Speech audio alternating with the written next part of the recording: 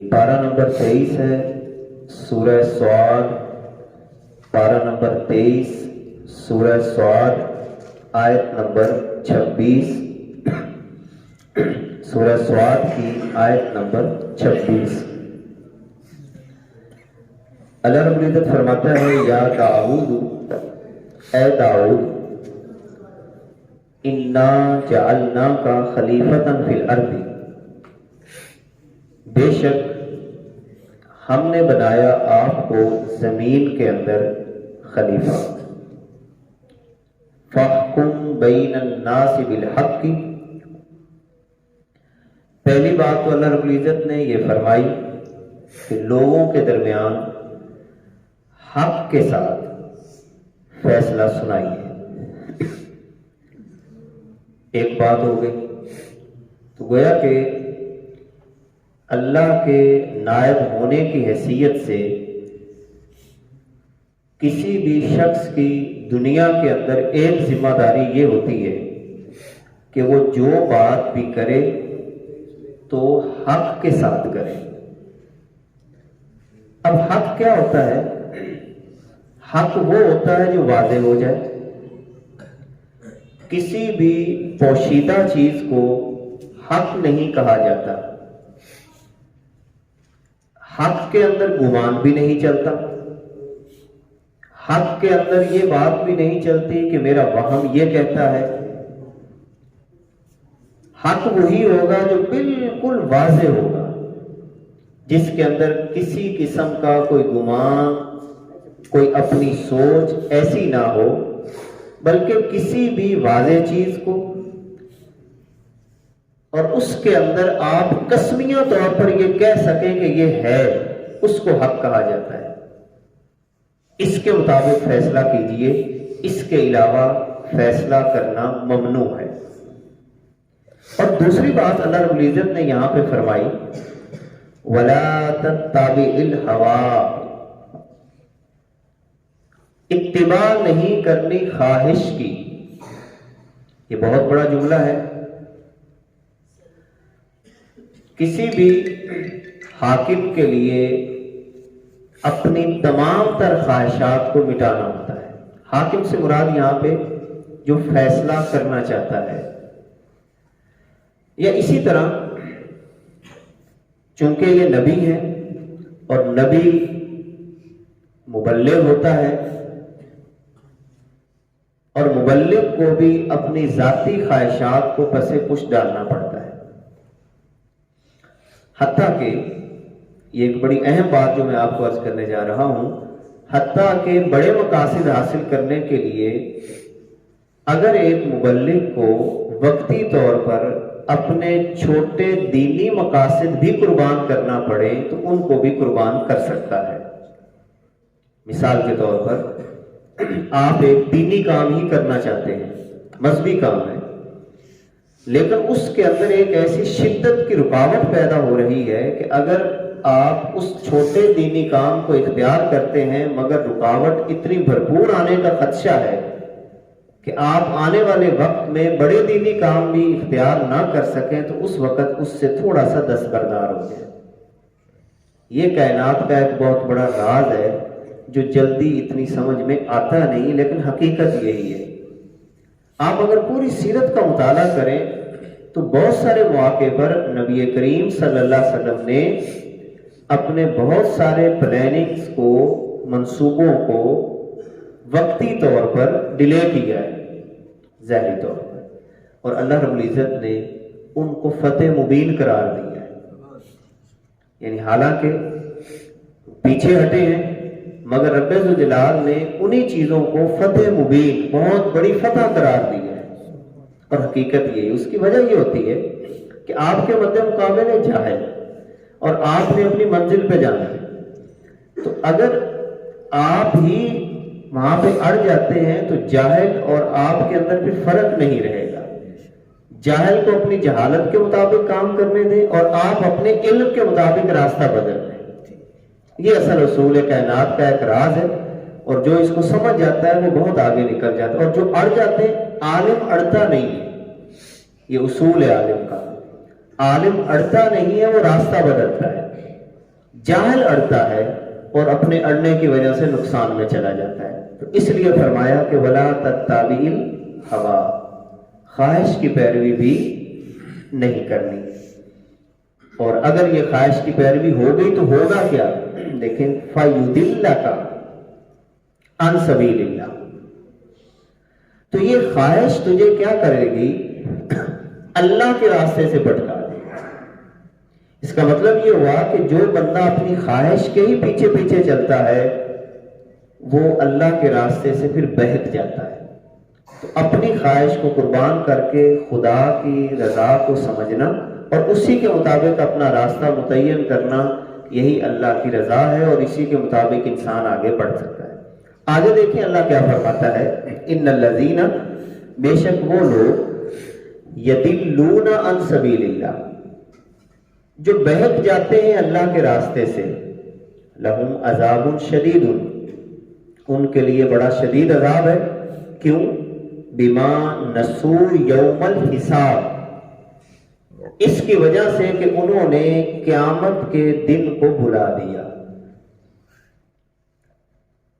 تو قیامت کے دن کو جو ویسے بھلایا بیٹھا ہے، آپ اس کا کوئی علاج نہیں کر سکتے، کوئی علاج نہیں کر سکتے.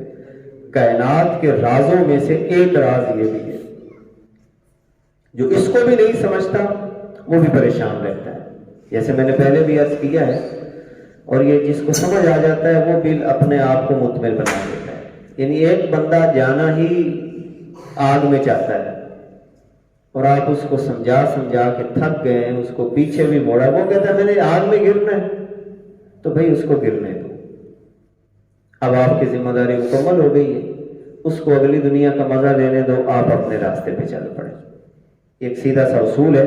تو جو لوگ اللہ کے راستے سے بہک جاتے ہیں ان کے لیے شدید عذاب ہے، بما نسوا یوم الحساب، اس کی وجہ سے کہ انہوں نے حساب کے دن کو بھلا دیا.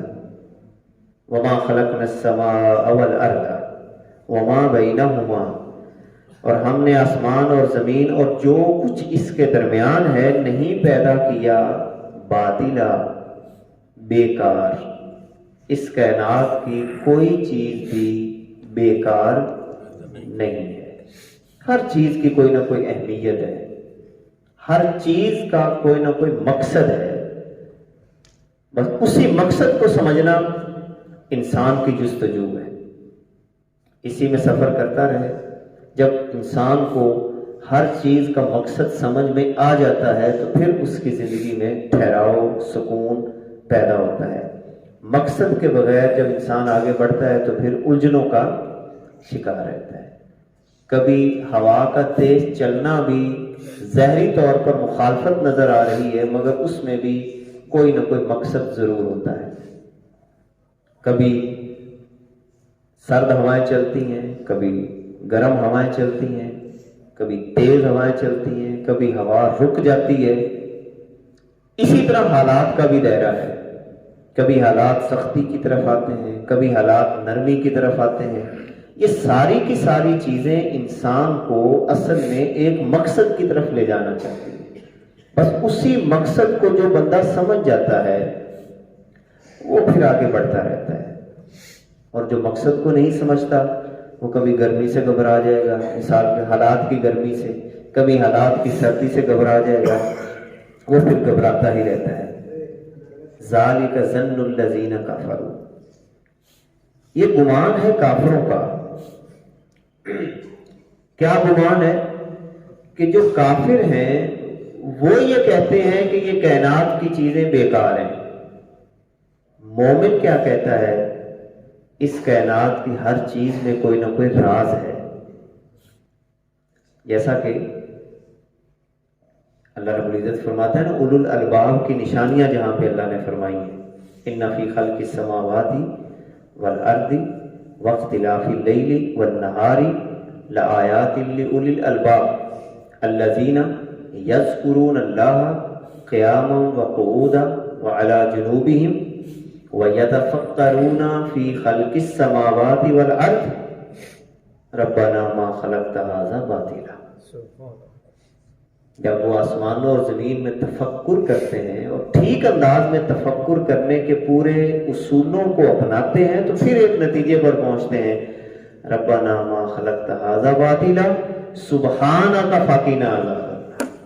کتنے پیارے جملے، سبحانک، تو ہی پاک ہے، بس تو ہمیں ایک کام ہم پہ مہربانی کر دینا، فقنا عذاب، ہمیں جہنم کی آگ سے بچا لینا۔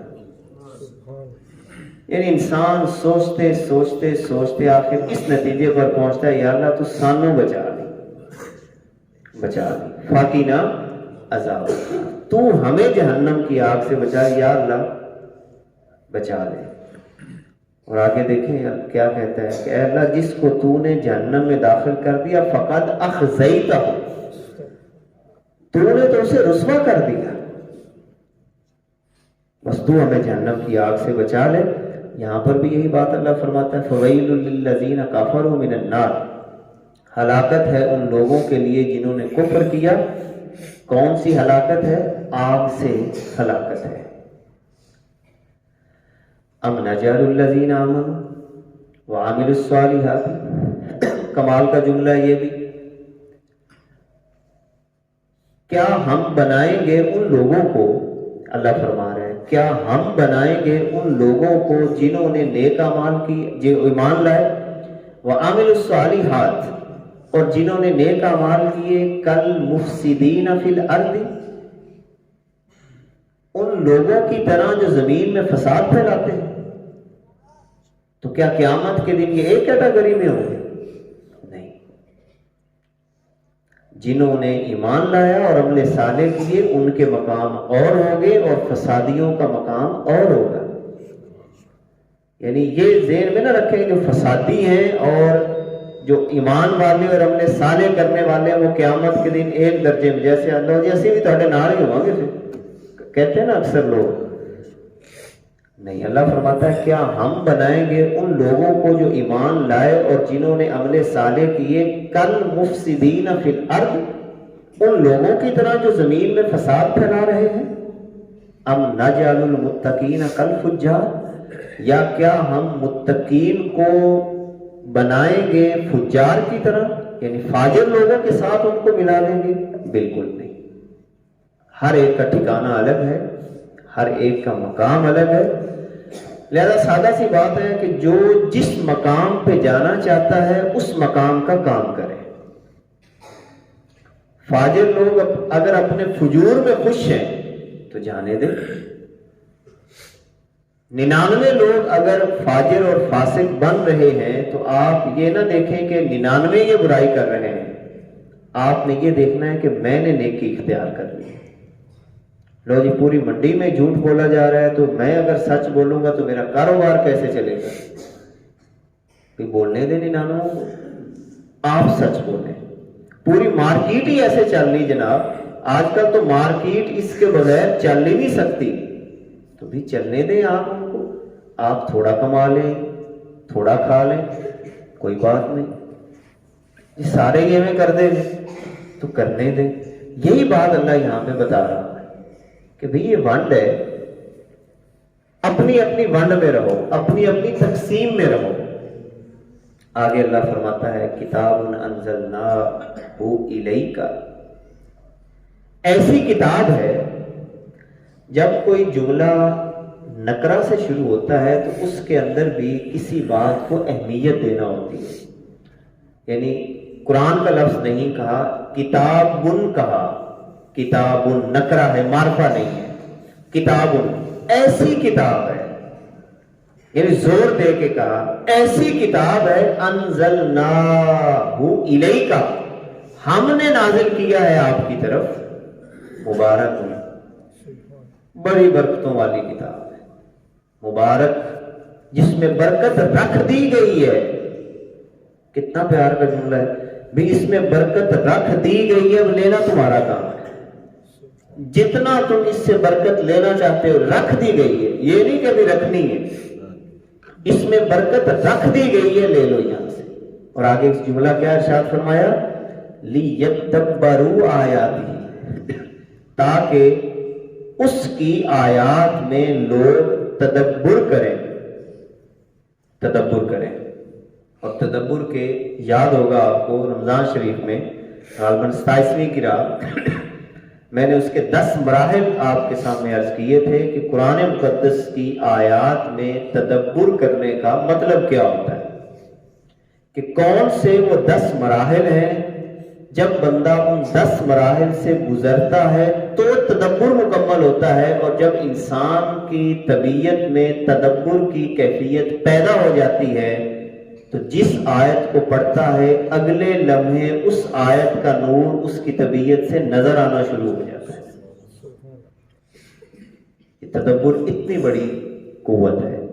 ایک آیت میں تدبر کرنے سے جب بندہ آگے گزرتا ہے تو پھر اس آیت کا نور باقاعدہ نظر آتا ہے اس کی طبیعت سے، اس کی زبان سے، اس کی چال چلن سے، رہن سہن سے وہ نظر آتا ہے. اسی لیے قرآن کو تدبر کے ساتھ پڑھنے کا حکم ہے. حضرت ابو ذر غفاری نے یہی بات تو کی تھی کہ اللہ کے نبی نے مجھے فرمایا کہ ایک دن کے اندر ایک آیت کو سمجھ کے پڑھنا اس کا ثواب زیادہ ہے کہ ایک بندہ پوری رات 100 رکعت نماز نفل پڑھے تو اس کا ثواب تھوڑا ہے، اور ایک آیت کو سمجھ کے پڑھنے کا ثواب زیادہ ہے. ایک آیت کو تدبر کے ساتھ پڑھنا، پورے دھیان سے پڑھنا. اور وہ 10 مراحل جو میں نے پھر کبھی موقع ملا تو پھر آپ کو دوبارہ ریپیٹ کر دوں گا. تو تدبر کے وہ 10 مراحل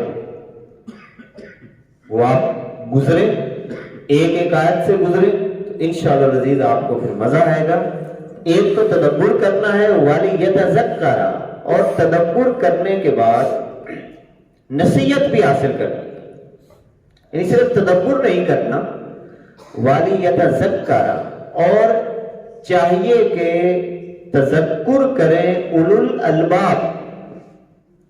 اولو الالباب لب کی جمع ہے الباب. لب خالص عقل کو کہتے ہیں. کس کو کہتے ہیں؟ خالص عقل کو لب کہا جاتا ہے. عقل ساروں کو اللہ نے دی ہے، ہر انسان میں عقل ہے، لیکن لب کسی کسی کے پاس ہے جس کو ہم کہتے ہیں لب لباب. خالص یعنی ہم کہتے ہیں اس گفتگو کا لب لباب کیا ہے، خالص بات اس میں سے کیا ہے. اسی طرح اب یہاں پر عقل کا لفظ استعمال نہیں، الباب لب کی جمع ہوگی. لب کسے کہتے ہیں؟ خالص عقل کو. اب خالص عقل کیسے بنائی جائے؟ اس کے لیے وہی چیزیں جو آج ہم نے جمعے میں پڑھ بھی لی. انا سے بچیں، نمبر 2 نحنو سے بچیں، نمبر 3 لی سے بچیں، نمبر 4 اندی سے بچیں. اور پھر اس کی ضمنی چیزوں میں کیا کیا چیزیں آتی ہیں؟ مال کے حرص سے بچیں، دنیا کے سٹیٹس کے پیچھے نہ بھاگیں، مقام و مرتبہ بنانے کے لیے چغلیاں نہ کریں، غیبتیں نہ کریں، کسی کے پیچھے نہ پڑیں، اپنی لائن کو سیدھا رکھیں. انشاءاللہ العزیز رب ذوالجلال آپ کو لب عطا فرما دے گا. جب آپ کو اللہ لب عطا فرما دے گا تو پھر ان آیات سے آپ نصیحت حاصل کر لیں گے. اگر خدا نہ خواستہ لب عطا نہیں ہوئی تو پورا قرآن مقدس پڑھنے کے بعد بھی بندے کو نصیحت نہیں ملتی. تو اللہ سے خالص عقل مانگے. خالص عقل بنانے کے لیے اس کے گرد ایک حفاظتی شیلڈ آپ کو بنانی ہوگی جس کے اندر یہ تمام چیزیں داخل نہ ہوں. اپنی عقل کو خالص رکھیں. جب انسان کی عقل خالص ہوتی ہے تو پھر بہت ساری اللہ کی انوار و تجلیات کا نزول ہوتا ہے. آگے پھر حضرت داؤد علیہ السلام اور سلیمان علیہ السلام کا تذکرہ شروع ہو رہا ہے. انشاءاللہ العزیز اگلے جمعہ مبارک کو زندگی اور صحت کے ساتھ پڑھیں گے. اللہ رب العزت حاضری کو قبول فرمائے. صلوات اللہ تعالی علی حبیبہ الاعلی محمد و آلہ و اصحابہ اجمعین.